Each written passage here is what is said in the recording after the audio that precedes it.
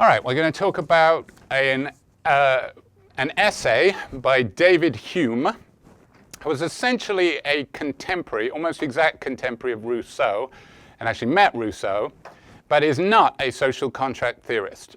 David Hume is a Scottish philosopher, my nominee for the greatest philosopher from the British Isles, and widely regarded as one of the greatest early modern philosophers. And if he's anything related to ethics in general, he did write a fair amount on ethics, but he's not sort of studied in the same way that, for example, Kant is when you do ethics. He's sort of a proto-utilitarian, as we shall see. Utilitarian being the consequentialist theory that what makes an act or policy the right one is determined entirely by how good the consequences are that it brings about. And of course, utilitarians can never say that a particular kind of action is intrinsically right or wrong. So lying. No utilitarian would say lying is always wrong, because it always depends on particular circumstances and whether or not they're good or bad. So of course, you can come up with cases where lying is actually brings about good consequences, like, for example, if you're smuggling refugees through, like in World War II, Dutch fishermen smuggling Jews over to England would be intercepted sometimes by Nazi patrol boats and asked if they had Jews aboard. Obviously, the right thing for them to do is to lie. So utilitarianism is a consequentialist moral theory. And that's part of Hume's criticism of the idea of the social contract. But this paper is very influential in sort of being the beginning of the end, or at least for a while, of the social contract. And certainly when utilitarianism, which we will see developed by John Stuart Mill, who we'll look at next, that was definitely very influential in sort of sweeping the social contract away, until it was revived in the 20th century by John Rawls. All right, so I love Hume. Hume is great. I think Hume is a wonderful writer. Hume is a funny writer, but he's not an easy writer for modern. I find that undergraduates struggle with Hume almost more than anybody else. He does tend to write very long sentences. Actually, Mill's are even longer. The 19th century is sort of the peak of sentences that go on for pages. But Hume certainly can write a sentence that you have to be paying very close attention to follow. So let me try and make sense of the main points of what he's saying in this paper. It's not very long, but there's a fair amount going on. Okay, so he agrees clearly with a lot of the things that some of our social contract theorists said. So he's not a critic like Filmer. Filmer, of course, we saw, was a political naturalist who believed that we come into the world obligated to our rulers that are appointed by God. So there's no sense in which you're born free or equal. Nobody is born free or equal. You're born already having political obligations and obviously subordinate to the monarch to whom you owe those political obligations. So you're neither free of obligations nor equal with your rulers, according to Filmer. Hume rejects that. Hume is very much common sense. What we might see, well, you can't really say that because he's very radical in some of the things he says, but he's much nearer to modern sensibilities in that he would have no truck with the divine right of kings. He would regard that as ridiculous. So, like Hobbes, he says things that sound exactly like Hobbes. He says that humans are equal in bodily force and mental faculties. So notice, just like in Hobbes and different from Locke, the equality we have is sort of physical and natural. It's not necessarily moral. He doesn't talk about equality being equal in rights. Hume would not talk about rights. Utilitarians in general reject the idea that we have rights. Rights get in the way of maximizing happiness. Famously, Jeremy Bentham, another about contemporary of Hume, and sort of the founder of modern utilitarianism, referred to the idea of rights as nonsense and the idea of inalienable rights as nonsense on stilts, which is a great phrase. So Hume does not say we are equal in that we have an equal set of rights. Like Hobbes, he says we're essentially equal in bodily force. And remember, Hobbes said we're equal in the sense that we, even if you're bigger and stronger than me, I pose about an equal threat to you because you have to sleep sometime and I can sneak up on you and kill you. And it sounds a lot like Rousseau in the Discourse on the Origin of Inequality, the first stage of the state of nature when we're just sort of animals that roam independently. We don't have developed differences. Remember, Rousseau draws a distinction between natural inequality and sort of artificial inequality that has been created by society.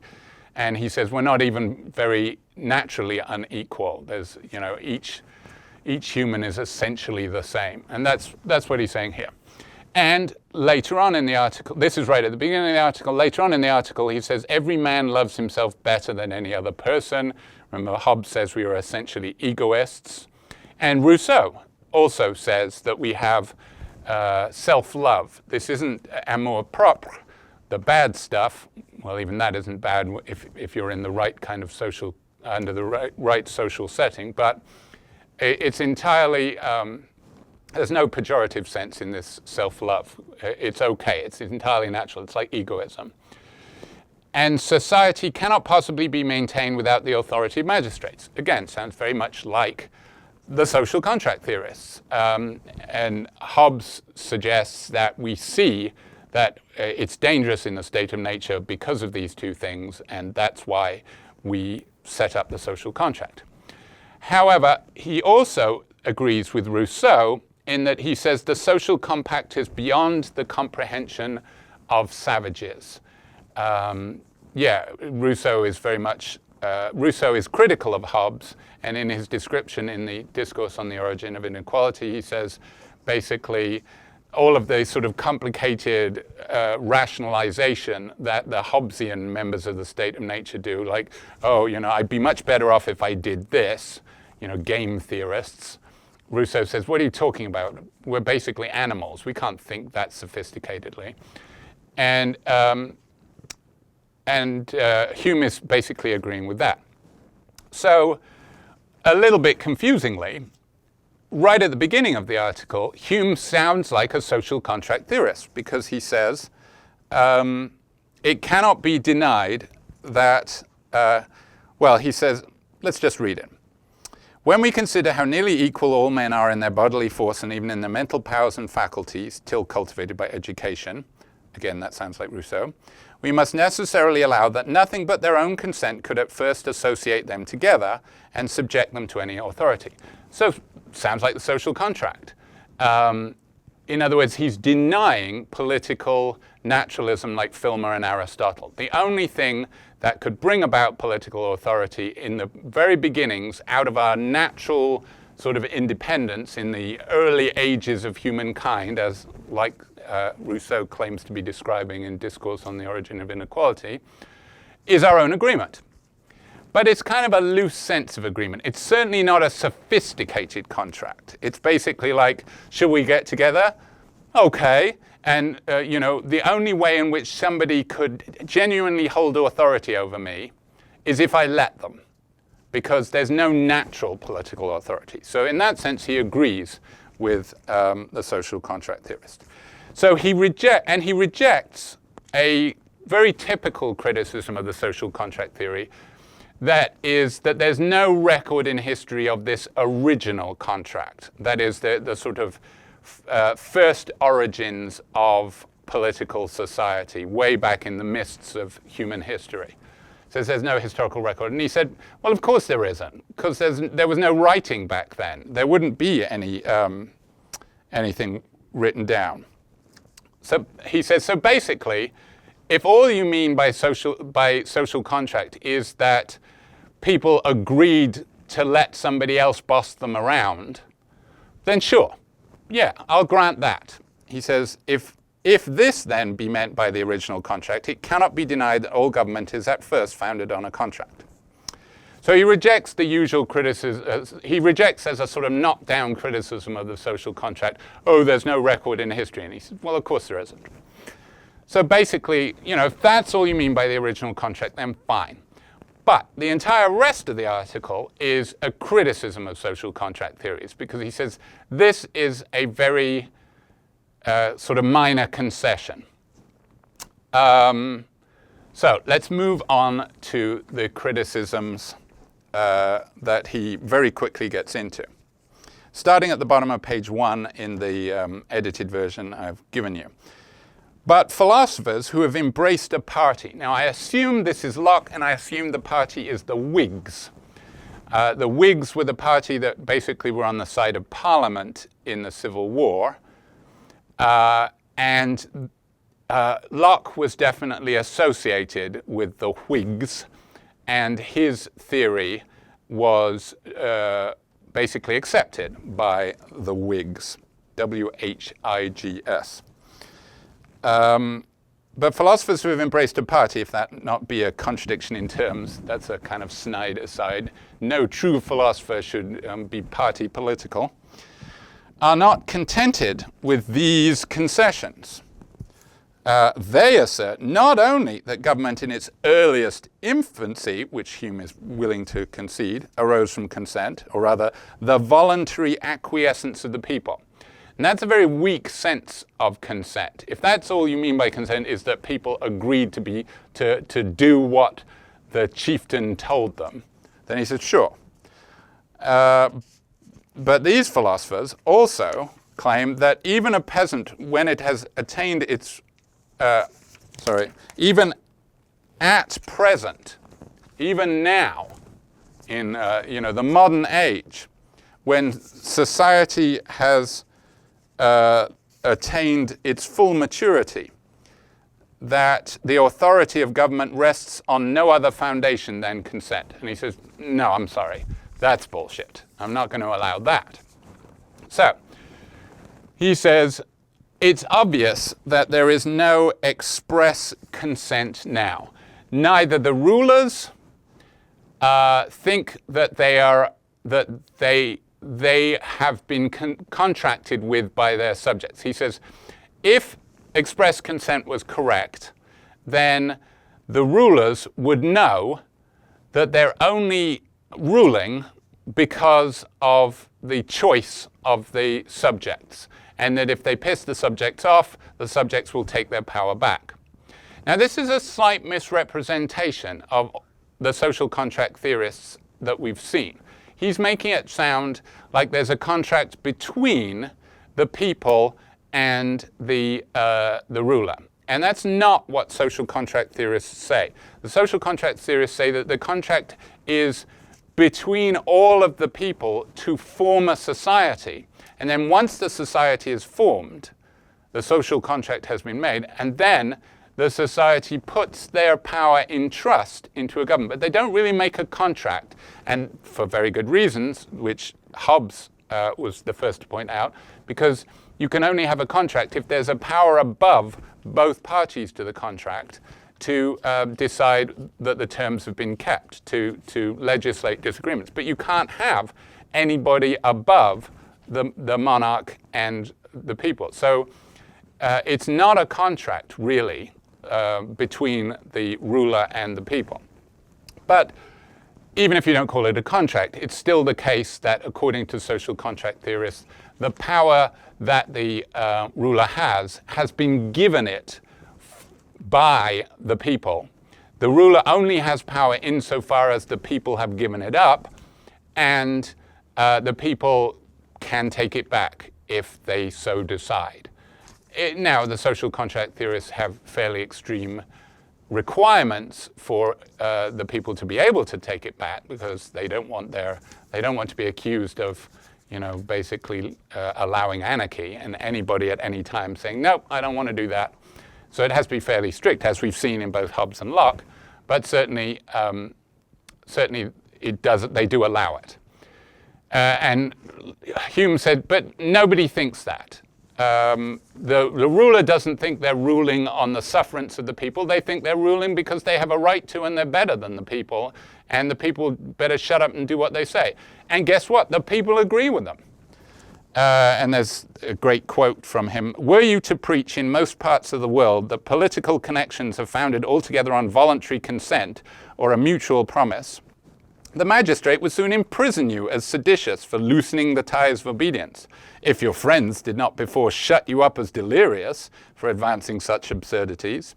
It is strange that an act of mind which each individual is supposed to have formed, and after he came to the age of reason too. Locke writes a lot about this. Remember, for Locke, children don't have political obligations because you can only have political obligations by consent, and your consent is not binding until you reach the age of reason. Just like, children can't use credit cards officially until, or demand to have tattoos because they haven't reached the age of reason yet. So if you're going to base political obligation on express consent, you're going to say, it only happens when you are of an age where your consent is legitimate, so you have to be adults. It is strange that an act of mind, what he's talking about is my consenting to the government, my agreeing that the government has official authority over me. It is strange that an act of mind which every individual is supposed to have formed, and after he came to the age of reason too, otherwise it would have no authority, that this act, I say, should be so much unknown to all of them, that over the face of the whole earth there scarcely remain any traces or memory of it. In other words, he's basically saying, look, nobody thinks this is true. Now, as he says later on, most philosophers don't really care what most people think. When they're doing metaphysics, you don't say, well, most people think there aren't atoms, so therefore I guess there aren't atoms. You argue for the most extreme things and go against the general views of the crowd, and that's perfectly legitimate if your arguments are sufficient. But he says this is a special case. You're talking about moral obligations, and moral obligations require the understanding of the people who are supposed to be obliged. And it's just the case, if you canvassed everybody, do you think that the prince has authority over you because you agreed to that? Nobody would say yes. So he says, look, that's got to count against the social contract. So there's no express consent now. Nobody has said in this day and age that the government has authority over me because of my consent. Now, of course, Locke's got an argument against this, and his famous example is, think of a person who's born to English parents in France. They are neither citizens of France nor England until they pick, says Locke. So Locke would say, I've got a counterexample to that. But that's just the first of Hume's criticisms. And he says, okay, so given that I haven't consented now, in what sense is the authority of my government based on consent? Well, one thing that social contract theorists could say is, even if you haven't consented yet, well, at least there was consent in the original contract. And so because there's consent in the original contract, that's the only consent that is required, and you don't need to have consented now. And he says, well, no. Ancestral consent doesn't bind. So notice, what Hume is not doing is he's not denying that you can acquire obligations by consent. He's absolutely agreeing with that. Yes, you can acquire obligations. You can make promises and like if I promise to give you $20, I am now under an obligation to give you $20. So he's not denying that consent can bind. He's just saying that's not what's happening here. So even if consent, so he is allowing that if we have consented now, then it could bind. It's just that we don't, and nobody thinks that. But if consent happened in the past, which he's allowed in a kind of diluted sense of consent, that wouldn't be good enough, is his second criticism. It wouldn't bind us now. Because for one thing, and Locke agrees with this, the choices of the father can't consent for the child. If I make an agreement on behalf of my child, it doesn't bind. Once the child comes to the age of reason, they get to choose. And that's generally understood. So, for example, all of these writers think that you cannot, even if slavery were justified, which Hobbes and Locke both agree it is justified in very narrow circumstances, such as when you win in a just war, you can enslave the father, but you cannot enslave the children. When the children are born, they're free of slavery because they didn't do anything wrong. So all the social contract theorists would agree with that. And also, even if there was binding consent at the dawn of society, there's been so much upheaval now. It's, no society that exists today bears any resemblance to societies formed in the first ages of humankind. There's been so many splits and conquests and usurpations and things like that. So ancestral consent, even if it bound back then, and even if it could be translated to children, it wouldn't apply to any of the governments that now exist because they've come about illegitimately. They've come about in terms that violate a consent theory because they've come about by violence and force, which isn't supposed to create legitimate obligations. And besides, ancestral consent didn't happen. There's no record of, because of all the intervening upheaval, then you can't say, well, this consent happened in the dawns of humankind, because of all the currently existing governments, those happened in the time when we were making records. So we know when, for example, English history started, because we have a record of the dawn of history, and there's no record of any consent happening. It was a record of invasion or something like that. So that, although he agrees that in prehistorical times there couldn't be consent, in the actual history of actually existing governments, it didn't happen. There's no record. And he says, think about it.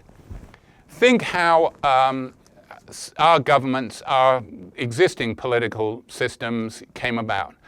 The dawn of them are always chaotic. They're revolutionary or they're invasion. And that's a time in which consent is least likely. As he says, this is on page 4 of the printout. Reason, history, and experience shows us that all political societies have had an origin much less accurate and regular. And we're one to choose a period of time when the people's consent was the least regarded in public transactions. It would be precisely on the establishment of a new government. In other words, that's when you're setting up a revolution, you don't stop to ask permission.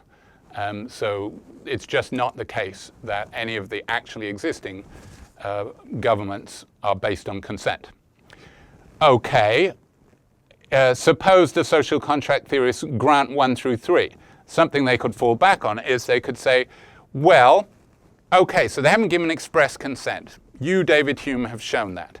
But there are other kinds of consent they should give. So, for example, you could say that they have given tacit consent. And Locke gets himself into a bit of trouble talking about tacit consent. Locke seems to say that in order to be a member of society, you have to give express consent. But there is this thing, you can still be obliged to follow laws. Even if you're not a member of a society, you still have to follow its laws merely by being on its territory. So, for example, he says foreign visitors to England, for example, have to drive on the left, have to follow English laws because they're in English territory. Now, they haven't given any express consent, but they have tacitly consented. So there's a difference between express, where I say, I hereby consent, or tacit consent, where you do something that could be taken to count as consenting without expressly saying it. Is that enough to acquire political obligations? And even Locke says it's not enough to make you a citizen. You can only become a citizen by giving express consent. But he does say you have to obey the laws merely by being there. And Hume, as many critics of Locke have said, is no, you're basically giving up being a consent theorist if you make consent that weak. Let's take consent seriously. And for your consent to bind, you must know that you are consenting. At bottom of page 4, such an implied consent can only have place where a man imagines that the matter depends on his choice. So in a case where you don't even think you have a choice, you can't be said to be consenting. And not only must you know you've got a choice, you must have genuine options. And here's my favorite example in this paper. First new paragraph on page 5. Can we seriously say that a poor peasant or artisan has a free choice to leave his country? So remember, in order for your being in the country to count as consent, you must have the genuine option to leave the country. If you don't have the genuine option to leave the country, then your being there can't be taken as consent. It's like if I lock you in a room and say, you're consenting to be there. No, you're not. You can't get out. So his analogy is, can we genuinely say that a poor peasant or artisan has a free choice to leave his country when he knows no foreign language or manners and lives from day to day by the small wages that he acquires? We may as well assert that a man, by remaining in a vessel, freely consents to the dominion of the master, though he was carried on board while asleep and must leap into the ocean and perish the moment he leaves her. This refers to a fairly common practice of recruiting people into the Navy by getting them drunk in port towns, carrying them on ship, and then the ship sails while they're passed out drunk. And then when they find themselves in the middle of the sea, they say, well, you're a sailor now. This, of course, is illegitimate. It was called press ganging. And obviously it's just a joke to say that you consented to it. It's like if I held you at gunpoint and said, give me your money, and you gave me your money, and then when the police catch up to me, I say, but he consented. I said, could you give me your money? And he did. He handed it over, so he consented. That's not binding consent. This is the point Hume is making. And if tacit consent is as weak as simple acquiescence, that is, you're taken to be consenting to the government because you're not literally taking up arms, you're following the laws, then Hume gives this extended example on page, actually the next paragraph. He says, imagine a usurper comes in and brutally oppresses the people, but they do what he says, and then their beloved prince, who the usurper drove out, comes back. Well, they acquiesce to both of them equally. So if simple acquiescence counts as consent, well, then the usurper is as legitimate as their beloved prince, and nobody thinks that's certainly not consent theorists. So simple acquiescence just doesn't meet the standard that a consent theorist should hold it to. So these are just sort of entirely negative criticisms. They're just points that really any philosopher could make. The remaining criticism is the most sort of famous criticism from this essay, and it depends on a Humean understanding of ethics. But essentially, and this starts on page 6 in the printout. Here, the criticism is, well, precursor to this.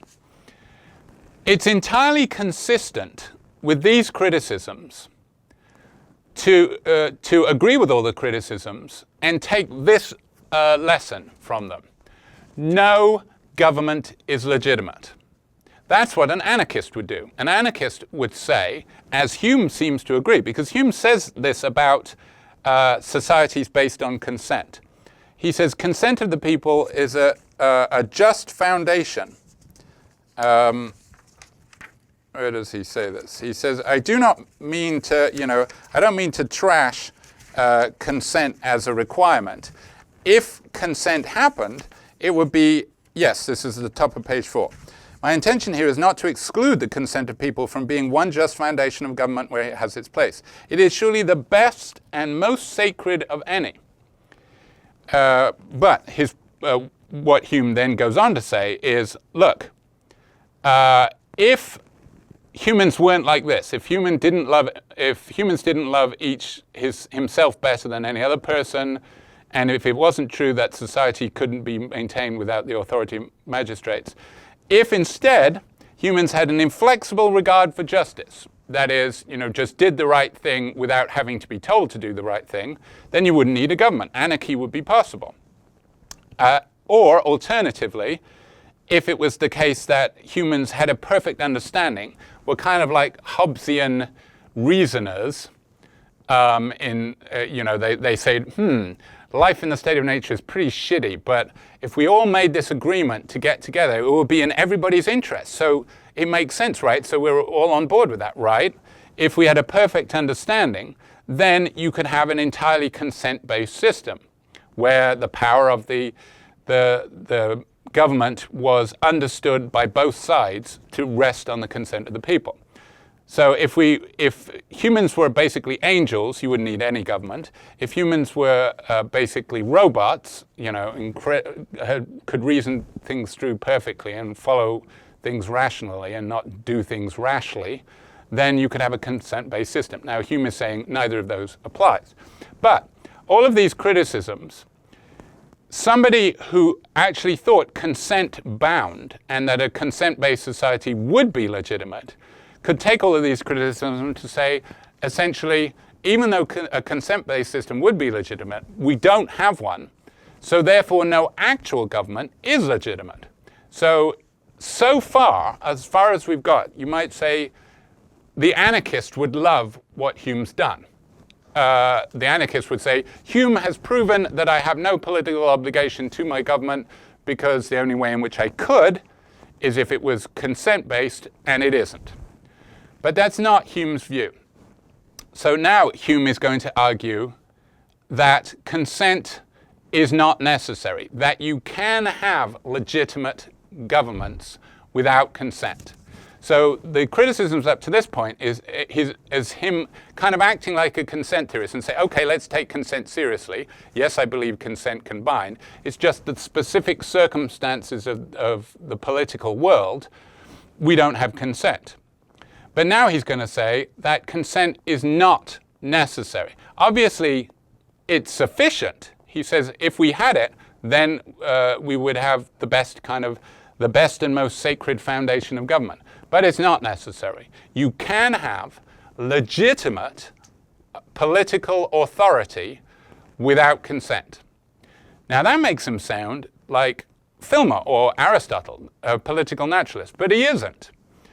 So if it's the case that political authority is not natural, because he rejects political naturalism, and it's not based on consent, what's his third option? And it is, essentially, it sounds rather Hobbesian, because what Hobbes ends up saying, and actually critics of both Hobbes and Locke have argued that both of their theories dissolve into essentially what Hume is saying. Because both of them talk about the point of government is to be in the interest of those ruled. And Hume is saying, exactly. So in other words, he's saying, his position is simply, if government, if having government is better for the people than not having government, then the government is justified. Doesn't matter if consent was involved. And that actually sounds like exactly what's going on in Hobbes when he talks about government being set up by a commonwealth by acquisition. So Hobbes allows that you can be obligated to a government, a sovereign, if they invaded, so long as the sovereign is if having the sovereign is in your interests. And that's exactly what Hume is saying. So Hume's basic position is that, let's lead up to it. So he makes a distinction between two kinds of moral duties. He doesn't use these labels. These are my labels. So the first kind are essentially natural. Think of these as a lot like obligations that humans would recognize even in the absence of any political system, in some kind of state of nature. So love of children. It's just natural. We love children. We just feel that, like if you say, why are you looking after your child when you don't have to? It would be like, what a stupid question. You gotta, right? It's just natural. You gotta look after your kid. Now, obviously, some people don't do it, but still, it is in some sense natural to humans. It doesn't need justification. Nobody thinks you got to love your children because it leads to something good. It is an intrinsic good. An instrumental good. Loving your children leads to this other good thing. No, it's just good in itself. Gratitude to benefactors. Again, why do you feel that you owe something to people who've been good to you? You just do. That's humans. Humans are like that. That's the way we're made. So there are natural duties and pity. And again, of course, Rousseau talks a lot about pity as a very important and most basic moral drive, even in the first stage of the state of nature when there's no real morality because there's no laws. Sophisticated morality is law-based, and people in the first stage of the state of nature for Rousseau are too stupid or too primitive to understand laws, so they don't have regular morality. But they do have this thing that is almost better in that they just have an instinctual love or feeling of compassion for other people. And Hume agrees. In fact, Hume's and Rousseau's moral systems are very similar. And Hume was an admirer of some of the things he read by Rousseau. And in fact, when Rousseau was getting into all kinds of trouble in France because he would write things that got him banned and excommunicated almost, Hume invited Rousseau to come and live with him. Unfortunately, Rousseau, being the difficult person that he was, soon, when he was staying with Hume, became super paranoid and started accusing Hume of all kinds of things, of like conspiring against him, to the extent that Hume couldn't stand it anymore, kicked him out, and published his side of the dispute. So there's something written by Hume basically about what this guy is saying about me isn't true. I was nice to him. I invited him over, and he started acting like an asshole. And generally, historians in general take Hume's side because Rousseau is acknowledged to be a very difficult personality. And Hume very much did not agree with the social contract. Hume thought that was bullshit. But he did agree with a lot of the things. I think Hume was an admirer of Emile, the big book of Rousseau's on child rearing and education. And probably agreed with the first discourse at least, and maybe the second discourse. So there was a lot of agreement with a lot of the things that Rousseau said, but not on the social contract, and turns out Hume couldn't stand Rousseau when he met him in person. All right, so, but there are these natural drives, essentially. Think of these as instinctual feelings that make humans basically, we're not evil. We're not evil. Naturally, we're kind of okay because we have compassion. Now, that's one kind of duties, and those are sort of the most basic kind. Then there are duties that we recognize, but the power of these duties is dependent on something else. So think of these, the first kind, as intrinsic. Why do you love your children? You just do. Not because of some good result it brings about, you just do. That's something that you do, you don't question it, it's just automatic. Whereas this second grouping, they only have instrumental value. Why is it? So justice specifically refers to respecting property. As he says, where are we? Yeah. He says justice is a regard to the property of others. This is on page 6. Fidelity, that's the observance of promises. So his account of fidelity, again, sounds a lot like Hobbes, because Hobbes says, why would people keep their promises? Why would people keep their covenants? Because, essentially, they would be punished by society. If you didn't keep your promise, very quickly nobody would trust you, and you certainly wouldn't survive in society. And if everybody does it, society collapses, and we can't have this good thing that is in all of our interests. So we all recognize that having a society is necessary because and cannot be maintained without people following the rules. So therefore, the reason why we follow the rules is because we recognize it gets us society, and society gets us all the good things, the civilization that we like, technology, and so on. It all rests on this foundation. So, in other words, what he's saying is keeping your promises isn't just a basic natural duty. Consent theorists talk like it is. So they act as if, well, obviously, you've got to keep your promises. So the only way in which we could be obliged to governments if it's based on promises. No, he says promises is not in this keeping promises is not in this basic set of duties. It's in this second set of duties. And another member of this second set of duties is allegiance, which means political obligation. Why is it that you obey your government? Because otherwise society wouldn't function. Why is it that you respect other people's property? Because otherwise society wouldn't function. Why is it that you keep your promises? Because otherwise society wouldn't function.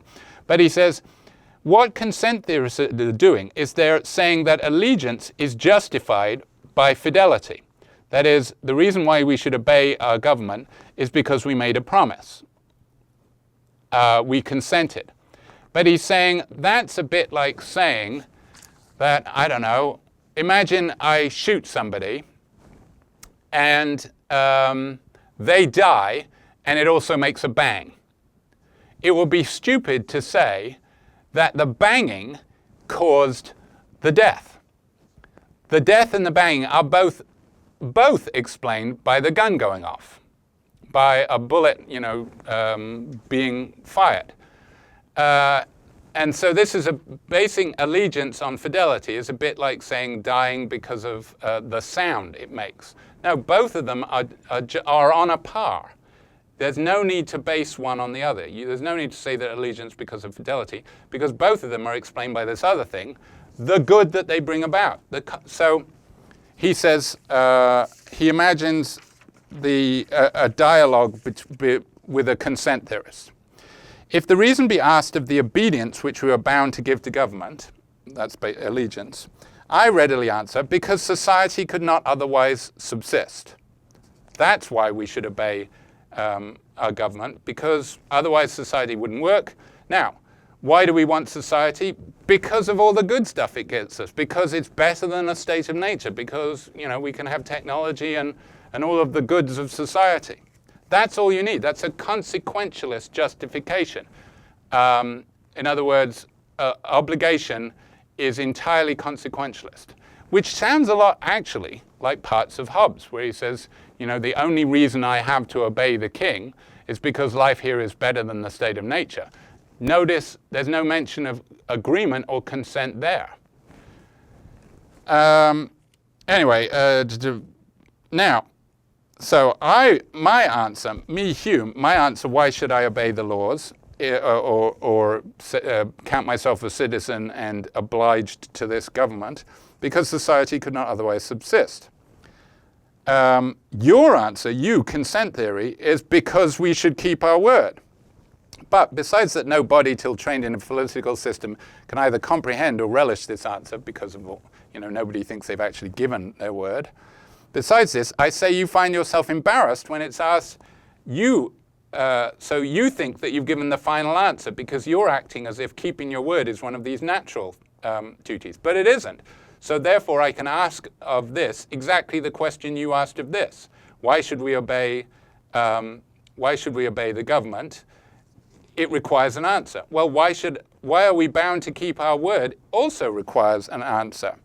You can't give any answer.